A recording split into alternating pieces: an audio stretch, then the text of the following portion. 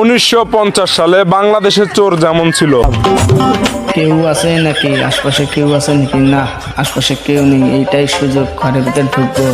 ঘরে ঢুকে টাকা পয়সা ধন দৌলত যা আছে সব কিছু লুট করে নিব। কইরে টাকা পয়সা সারা ফকির নাকি? একটা টাকা ঘরে থাকে নেই। এই তো পায়া গেছি 10 টাকা। না, বেশিক্ষণ আর এখানে থাকা যাবে না, যাই তাড়াতাড়ি, কেউ দেখে ফেললে আবার সমস্যা হবে।